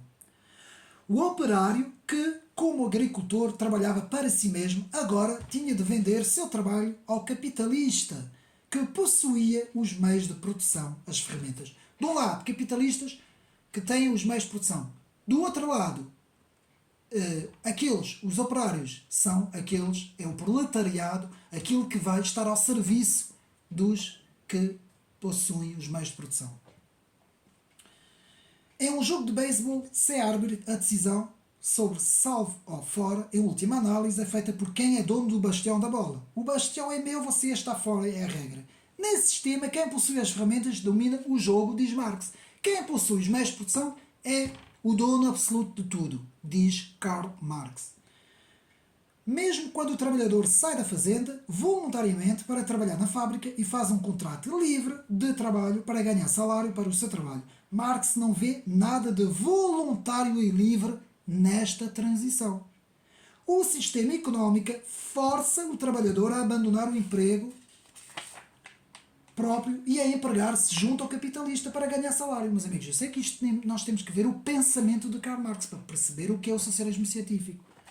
Na verdade, o trabalhador, na opinião de Karl Marx, torna-se um mero escravo que ganha salário. Que isso era o que Karl Marx pensava. O trabalho do operário se torna um meio para o fim do outro. Vou repetir, o trabalho do operário se torna um meio para o fim do outro. O trabalhador não possui mais nem as ferramentas ou os meios de produção, nem o fruto do seu trabalho, o produto que ele faz. Então, isso vai levar àquilo que é chamada alienação do trabalhador. Nesse processo, Marx discerniu 4 aspectos distintos da alienação do trabalhador. Meus amigos, isto aqui é para perceber o marxismo, o socialismo científico. Não é para dizermos se é uma coisa boa ou se é uma coisa má. É para percebermos. Ele está alienado, 1, da natureza, 2, dele mesmo, 3, do seu ser como espécie, 4, dos outros. Vejam bem a alienação que Marx criou. A relação original do ser humano com a natureza é rompida com a sua separação não natural do fruto do seu trabalho. Seu trabalho se torna um bem negociável, algo que é comprado e vendido. Seu trabalho não é mais seu, diz Karl Marx. Em sentido fundamental, o trabalhador perde a sua posse. Marx entende que o poder económico do capitalista está na questão da propriedade. Eu vou ter que repetir isso, meus amigos. Marx entende que o poder económico do capitalista está na questão da propriedade. Então, o trabalhador não possui nada, mesmo um empregado muito bem pago é, no juízo de Marx, nada mais que um escravo muito bem pago. Agora eu vou aqui parar. Vejam a contradição que está aqui. Karl Marx diz que o trabalhador não possui nada. E depois temos um presidente do Fórum Económico Mundial que diz, vocês não terão nada e vão ser felizes. Porque depois o comunismo vai exatamente dar a vocês não vão ter nada. Vocês estão a ver a contradição que começa no marxismo científico inicial e que depois se torna no socialismo global, por exemplo, não é? Então, vemos este drama encenado todos os dias em nossa cultura. A grande maioria das pessoas é de trabalhadores e não de proprietários. Mesmo executivos recebem salários pelas tarefas que desempenham nas empresas. Portanto, mesmo os que recebem grandes salários não são dono da empresa. E a não ser que a parte do seu pagamento seja em ações. E agora vejam bem. Primeiro grande erro de Marx. Marx não previu como os trabalhadores poderiam participar da posse investindo uma parte dos seus salários em ações. Pois não havia nessa altura, portanto ele não sabia. A essência do capitalismo é fazer seu dinheiro trabalhar para você. Vou repetir. A essência do capitalismo, o sistema económico, é fazer o seu dinheiro trabalhar para você. Acumular riqueza até enquanto está dormindo.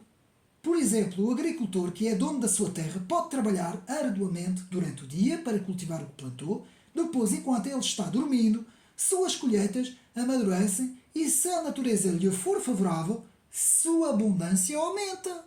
É normal. E isto é bíblico. Deus deu-nos as matérias para nós produzirmos nas matérias e para nós enriquecermos. E vivermos bem. Não digo enriquecer completamente, mas para vivermos bem. Então, eu pessoalmente sou, ao mesmo tempo, empregado e empreendedor. Vejam bem.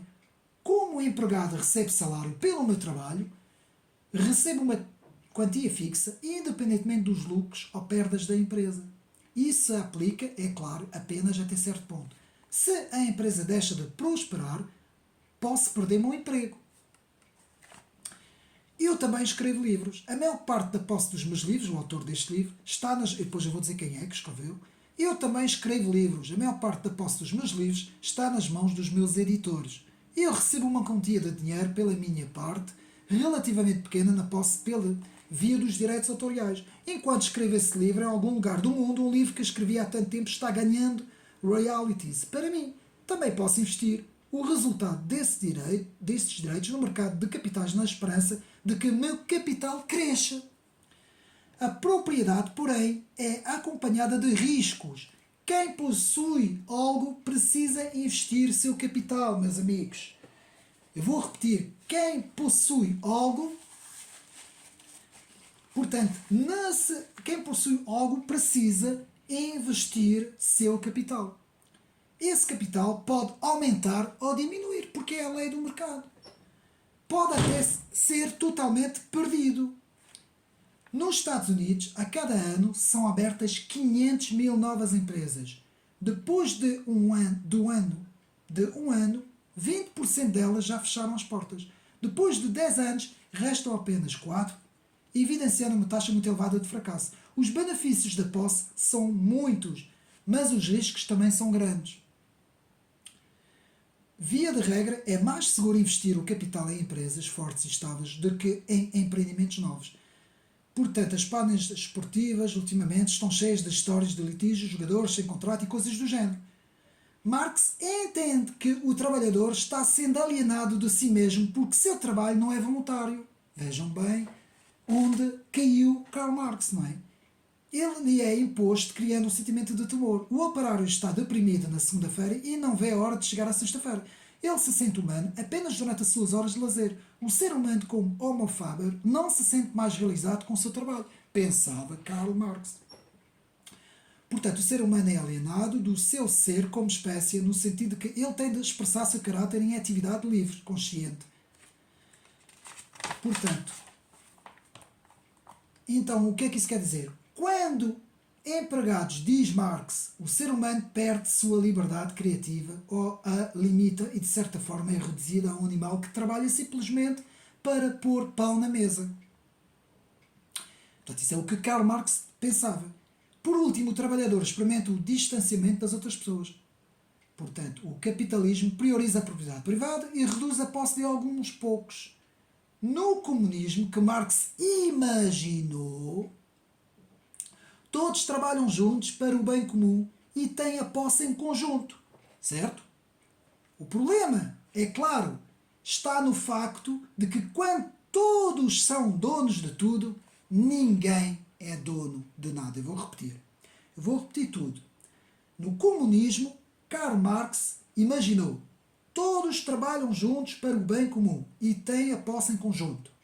Todos trabalham em comum para o bem comum e têm a posse em conjunto. O problema, é claro, está no facto de que, quando todos são donos de tudo, ninguém é dono de nada. Não existe, meus amigos. Não pode existir. O igualitarismo absoluto não existe com a matéria, com os bens materiais. É impossível, jamais poderá existir uma coisa dessa. Isso é só no estado espiritual, em que a matéria não existe. Logo aqui, Karl Marx cai completamente. E por isso é que não é o político que tem que estar subordinado à economia, é a economia que tem que estar subordinada ao plano das ideias. Isto foi o grande primeiro erro de Karl Marx. Segundo, a subestrutura da sociedade. De acordo com Marx, toda a sociedade tem subestrutura, já vimos isso. Infraestrutura, aqui ele diz subestrutura, mas é infraestrutura e superestrutura. A infraestrutura é com o alicerce de um prédio, eu já expliquei isso ainda há bocado, enquanto a superestrutura é o próprio prédio. O alicerce, superestrutura determina o tipo de infraestrutura, determina o tipo de superestrutura, como nós vimos ainda há bocado, que pode ser construído sobre ele. Portanto, a superestrutura de uma sociedade, a infraestrutura de uma sociedade, ela aqui não tem os mesmos nomes, ele utiliza subestrutura. Portanto, que a infraestrutura de uma sociedade é a sua base económica, a ordem material, o que inclui os fatores de produção, as relações de produção. No curso da história, a relação de produção passaram do sistema escravocrata para o feudal e para o capitalismo. É assim que Karl Marx vê a evolução da economia. A maneira como as ferramentas são desenvolvidas determina a maneira como as pessoas se relacionam. Vou tentar ir mais depressa, estamos quase no fim. O machado de pedra ou o arco e flecha permitem certa existência independente. O arado requer uma divisão de trabalho, as máquinas pesadas aumentam a divisão do trabalho. Quanto mais sofisticadas forem as ferramentas, maior será a divisão do trabalho. Essa divisão de trabalho cada vez maior aumenta a luta de classes, diz Karl Marx. O capitalismo, segundo Marx, reduz as classes a duas. Os proprietários, a burguesia, e os trabalhadores, o proletário. Ele não previu o surgimento de uma classe média forte. Segundo o erro de Marx, a não previsão daquilo que viria no século XX e XXI. O sistema de valores criados por esse sistema produz um grau maior de distanciamento. O que Marx entende por valores não corresponde ao sentido contemporâneo comum da palavra, que confunde valores com ética e moralidade. Os valores podem ser distinguidos da ética, mesmo que não separados completamente. Na teoria económica, o valor é subjetivo, envolvendo preferências pessoais, pois está claro. Ninguém pode declarar quanto um bem ou serviço tem valor para mim. Posso valorizar sorvete de chocolate mais do que você. E você pode valorizar sorvete de baunilha mais do que eu. Porque as preferências, os gostos e as preferências não é aquilo que Karl Marx disse. Portanto, a natureza subjetiva dos valores estimula a troca no mercado, seja pela permuta, troca, seja com o uso da moeda. Na permuta, alguém que tem um par de sapatos sobrando, mas precisa de lâmpadas, pode trocar com alguém que tem lâmpadas sobrando, mas tem falta de sapatos, por exemplo. Quando se compra bens e serviços com dinheiro, isso é somente uma forma mais complexa de permuta, de troca. É uma transição livre quando o vendedor pede um preço mais alto pelos seus bens de que o comprador está disposto a pagar, a transição fracassa. Se eu valorizar mais o rádio que você tem para vender do que o dinheiro que eu tenho para gastar, irei comprar o rádio. Se eu valorizo mais o meu dinheiro do que o seu rádio, não irei comprá-lo. Portanto, o Marx não viu nada disto. A troca de bens e serviços é o tal famoso cálculo de preço que Ludwig von Mises falou e descreveu que num sistema comunista, económico comunista, não é possível. Portanto, no capitalismo, o preço de bens e serviços, assim como o custo do trabalho, é determinado pelas leis do mercado de oferta e demanda. Quanto maior for a força de trabalho, mais barato será o custo do trabalho. Isto permite que os produtos sejam vendidos a um preço mais alto do que o custo dos insumos, trabalho e matéria-prima, resultando em lucro. Este lucro vai para o proprietário. Isso cria o que Marx chamou de valor excedente. O facto de que o proprietário ganha mais valor pelo seu produto do que o valor do trabalho que ele produziu, pareceu, reparem bem, pareceu a Marx a exploração da classe trabalhadora. Olha o erro em que Karl Marx caiu. Essa exploração é um ingrediente necessário do capitalismo e alimenta o que Marx chama a lei do ferro dos salários. Em oposição ao valor do mercado de trabalho, no capitalismo, Marx defende a teoria do valor do trabalho. O valor de um produto é baseado na quantidade de trabalho investido nele. Se pudermos atribuir o fracasso abismal do marxismo a um único dos seus princípios, este será a teoria do valor do trabalho de Marx. Eu vou repetir, porque nós temos que reter isso e Marcelo Perelot também fala sobre isso. Marx defendeu a teoria do valor do trabalho. O valor de um produto é baseado na quantidade de trabalho investido nele. Se pudermos atribuir na quantidade de trabalho se pudermos atribuir o fracasso abismal do marxismo a um único dos seus princípios, esse será a teoria do valor do trabalho de Marx. Querer implementar uma teoria tão objetiva de valor é ir contra a própria natureza da humanidade com os seus gostos. Estão a perceber? Não é? Como é que o marxismo é muito facilmente completamente posto em causa, não é? Portanto, o desejo e necessidades individuais. No sistema capitalista, os preços são fixados pelo que as pessoas valorizam. Pelo que desejam ter Rembrandt conseguir pintar um quadro de uma laranja com muito mais rapidez e eficiência do que eu. Tem de trabalhar com mais tempo e empenho do que ele para pintar uma laranja. No mercado, no entanto, a maioria das pessoas pagará muito mais dinheiro por um quadro de Rembrandt do que pelo meu. A quantidade de um serviço ou bem não pode ser determinada simplesmente pela quantidade de trabalho investido nele. Eu vou repetir esta frase porque isto é o que destrói completamente o marxismo. A quantidade de um serviço ou bem não pode ser determinada simplesmente pela quantidade de trabalho investido nele. Marx predisse que a condição dos trabalhadores nas sociedades capitalistas se tornaria cada vez pior.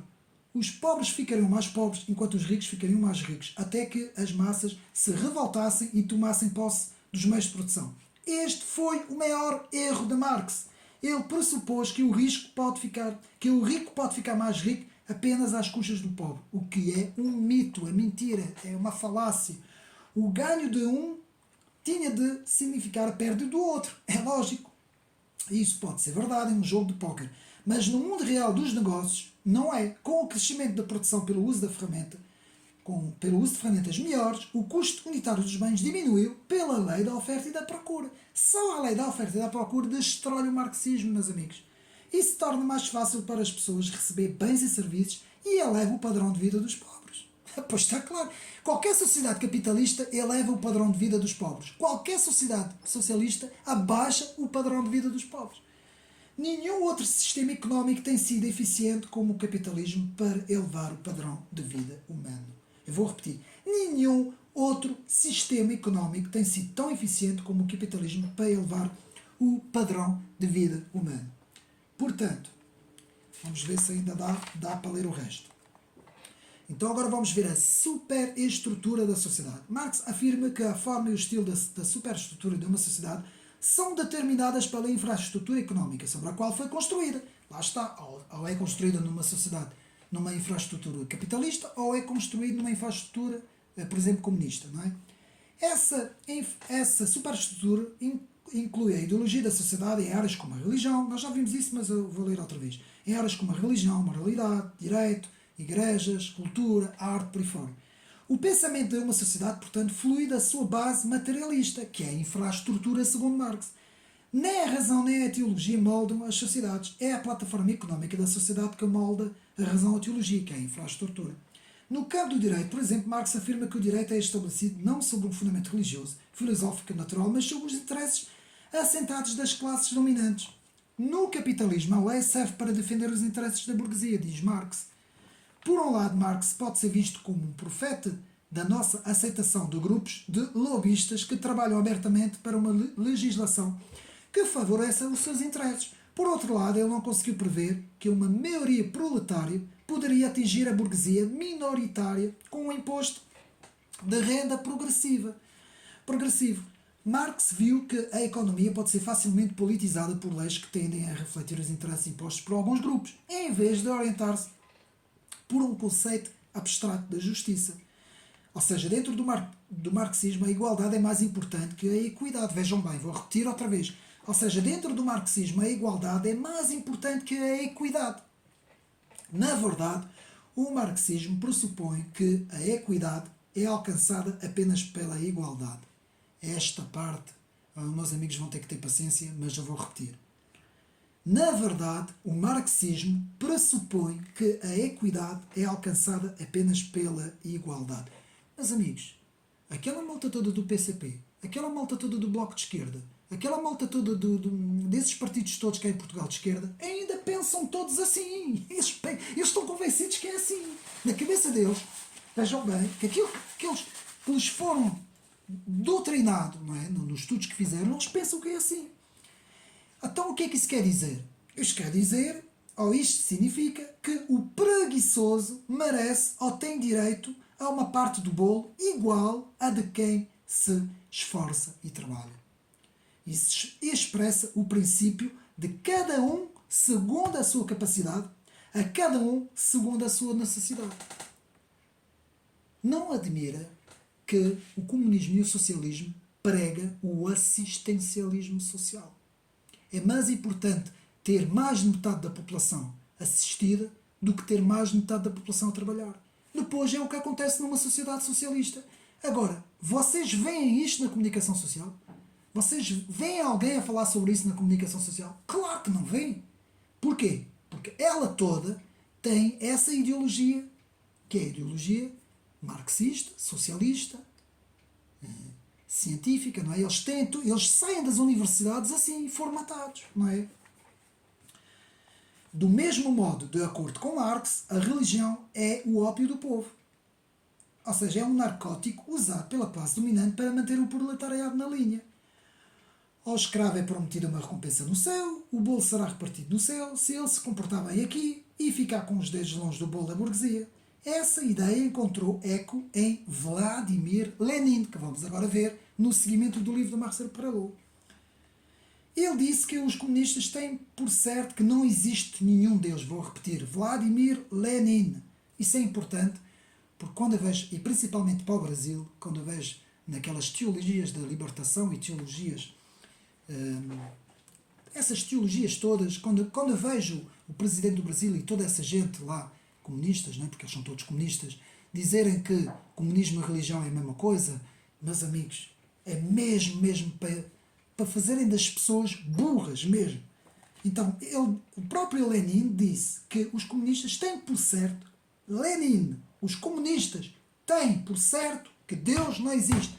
Morreu. Comunismo é a antítese do cristianismo. E espero que na história de Marcel Prelot fique já aqui, portanto, mais uma vez, fechado esse capítulo. Mas se houvesse isso seria apenas mais um motivo para combatê-lo. Vejam bem, Lenin, de tão más que são as obras a ele atribuídas, disse Lenin.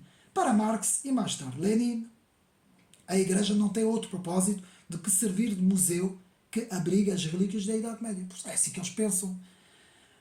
Por isso é que eles estão a tentar destruir tudo o que é igrejas, não é? Muitas tentativas têm sido feitas para criar uma síntese entre marxismo e religião. Isso pode ser obtido somente pela transformação do próprio marxismo numa religião, pois a sua tese fundamental é irreconciliável com o cristianismo.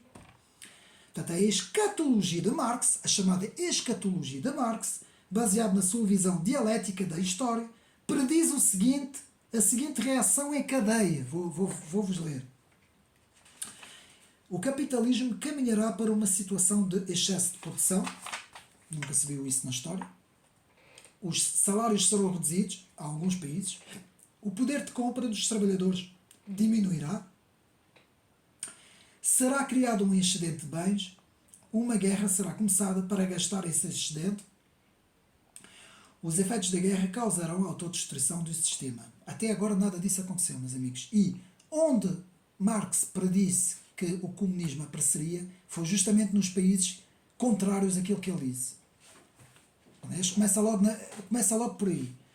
O objetivo fundamental de Marx era acabar com a propriedade privada. Vou repetir.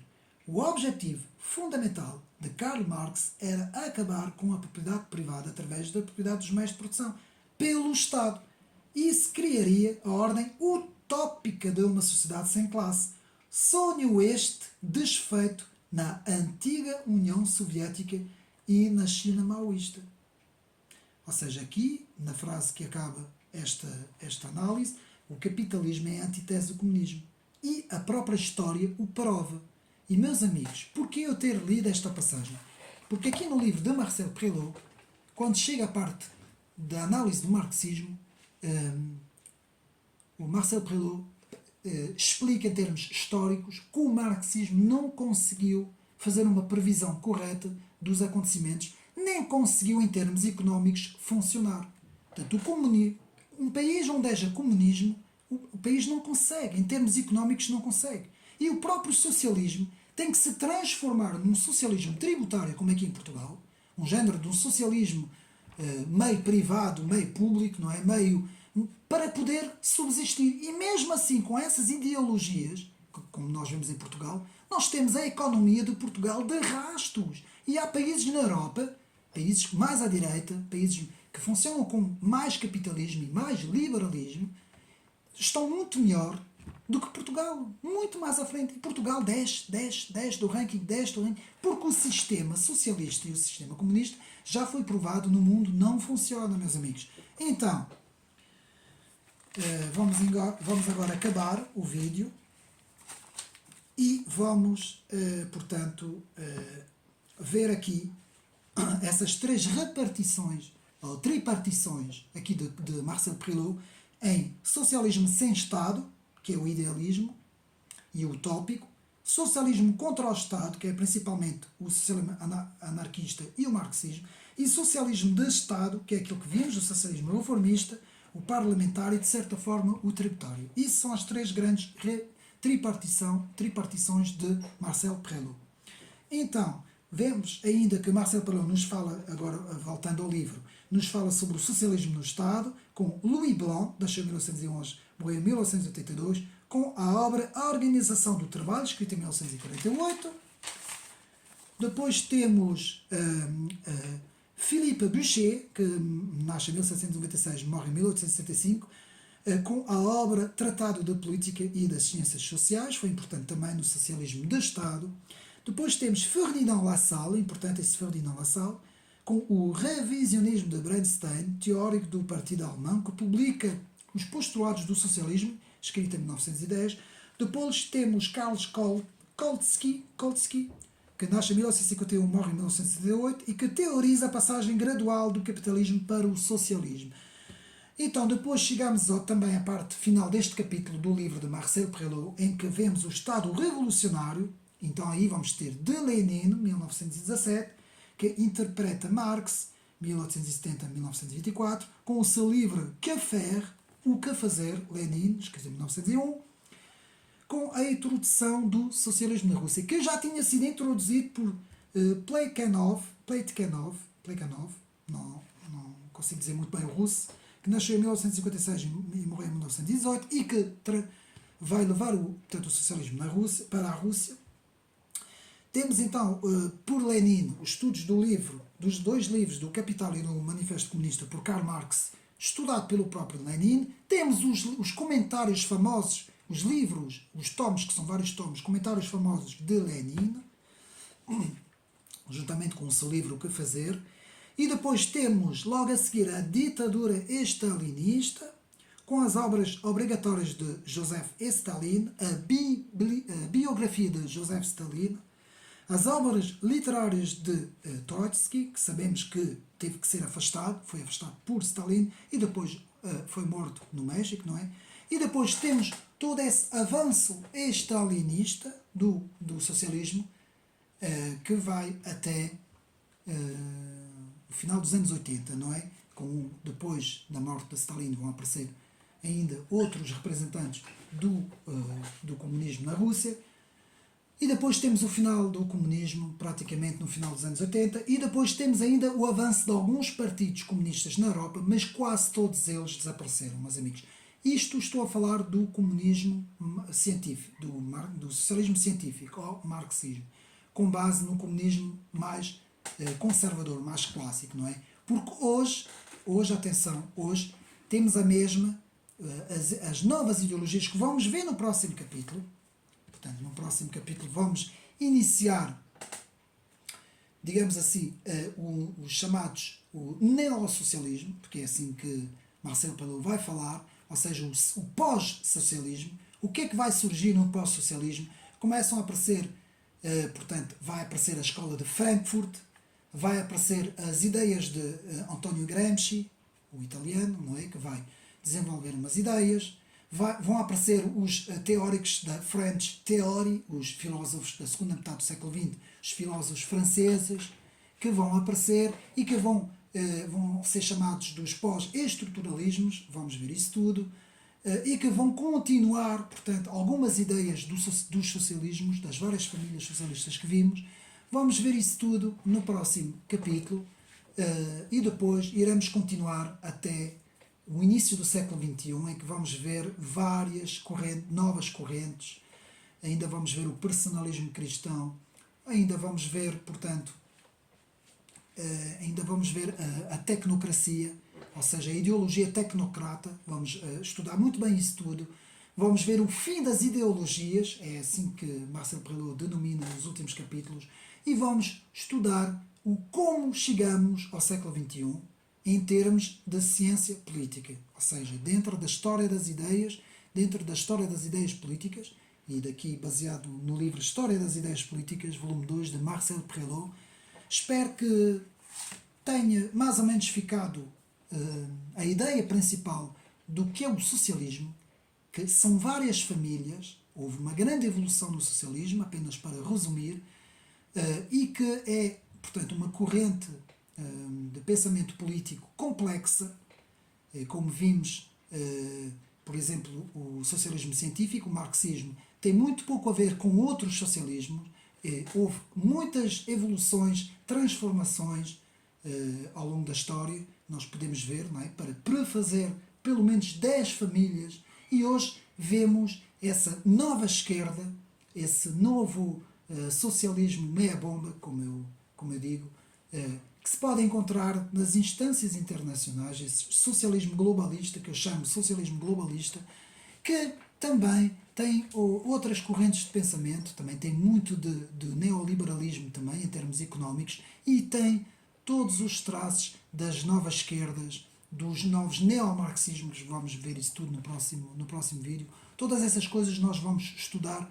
E, meus amigos, leiam, estudem a história das ideias para compreender as coisas, porque é assim que nós conseguimos compreender o que é melhor para um país, o que é que funciona melhor para a economia de um país, o que é que funciona melhor para defender a liberdade individual, para defender a propriedade privada, para defender a produção empresarial, para defender a economia de uma nação, o que é melhor, o que é pior. E é estudando as ideias que nós conseguimos perceber. Não é ouvindo as cantigas da comunicação social e dos políticos que não falam nada dessas coisas, não lhes interessam falar essas coisas para o público.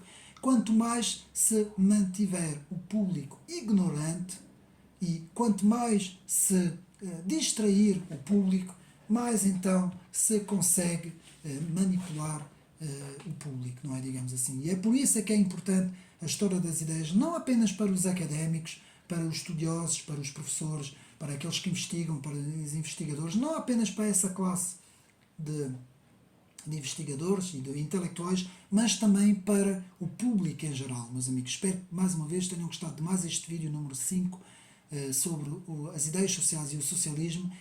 O próximo vídeo, que será o vídeo 6, será sobre as novas ideologias pós-socialistas e neomarxistas. E, mais uma vez, um abraço e até o próximo vídeo.